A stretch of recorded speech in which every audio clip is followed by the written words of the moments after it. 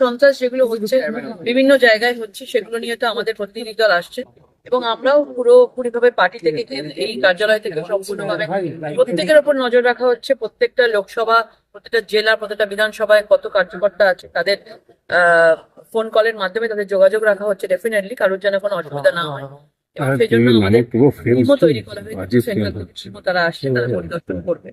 আমাদের বৈঠকের বিষয় ছিল যে আমাদের যে সামনে যে বাই ইলেকশন আছে, বাই ইলেকশনের বিষয়ে কথা বলা, বাকি অন্য কিছু বিষয়ে আলোচনা আজকে মোটামুটি একটা করা হয়েছে, কিছু নাম শর্টলিস্ট করা হয়েছে এবং আমাদের মাননীয় প্রেসিডেন্ট এবং শীর্ষ নেতৃত্ব যারা আছে তারা ডিসাইড করে নেবেন। আপনারা কি এক আসনে একাধিক নাম দিল্লিতে পাঠাচ্ছেন?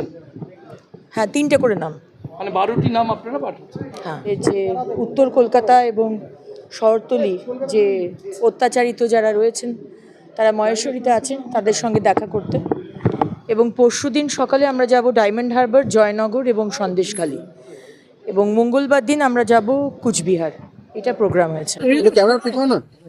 এই বিষয় নিয়ে আলোচনা হয়েছে, আমাদের সে বিষয় নিয়ে আলোচনা হয়েছে, বা সেন্ট্রালে সেটা প্লেস করা হবে, সেখানেও আলোচনা হবে, প্রকাশ করা হবে, তৈরি করা হবে।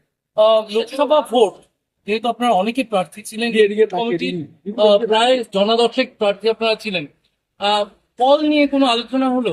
জয় পরাজয় নিয়ে? না, এই বিষয় নিয়ে এত কম সময়ের মধ্যে আমার মনে হয় আলোচনাটা হয় না। এই বিষয় নিয়ে আমাদের ভবিষ্যতে আলোচনা হবে।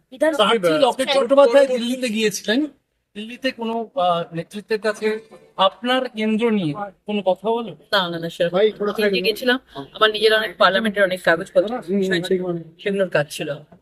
এখানে জানানো হয়েছে উনি তো কুচবিহারে আছেন এবং সেখানে আক্রান্ত যারা অত্যাচারিত, পোস্টপোল ভায়োলেন্সে যারা আক্রান্ত, তাদের সাথে দেখা করতে উনি গেছেন এবং এই যে নামগুলো সেগুলো ডিসকাশন করেই করা হয়েছে।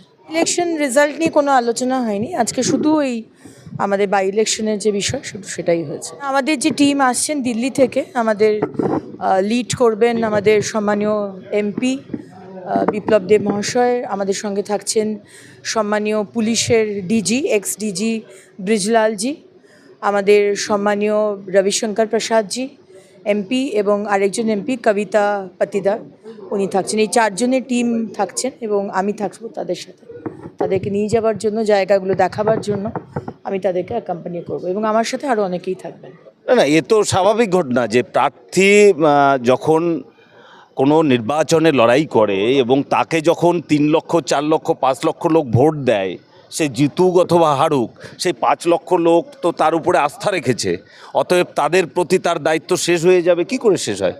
আমাদের প্রত্যেকটি প্রার্থী ময়দানে নেমে লড়ছে, প্রত্যেকটি প্রার্থী সাধারণ কর্মীদের পাশে আছে। বিজিত প্রার্থী যারা পরাজিত হয়েছেন তারা মাঠে নামছেন ওই? হ্যাঁ, নিশ্চিত, একদম প্রত্যেকটি প্রার্থী মনোবল ফেরানোর কোনো টিপস, কোনো দাওয়াই? কারণ তাদের পাশে আমরা আছি। বর্তমান পরিস্থিতিতে একটু বুঝতেই পারছেন যে পশ্চিমবঙ্গ হলো সন্ত্রাসের আতুর ঘর, তো সেই জায়গায় অবশ্যই কিছুটা অসুবিধা হচ্ছে, কিন্তু তার মধ্যেও আমরা প্রত্যেকটি কর্মীর পাশে আছি। আপনারা যদি দেখেন, এখানে মাহেশ্বরী ভবন থেকে শুরু করে আমাদের বিভিন্ন জেলা পার্টি অফিস এবং কুচবিহারে প্রচুর পরিমাণে পার্টি কর্মী এখনও সেখানে রয়েছে। তাদের জন্য আমরা শেল্টার খুলেছি, সেখানে তারা রয়েছেন এবং পরিস্থিতি স্বাভাবিক করার জন্য আমরা চেষ্টা করছি। পুলিশের সঙ্গে নিরন্তর যোগাযোগ চলছে, যেখানে যেখানে সম্ভব হচ্ছে তারা বাড়ি চলে যাচ্ছেন।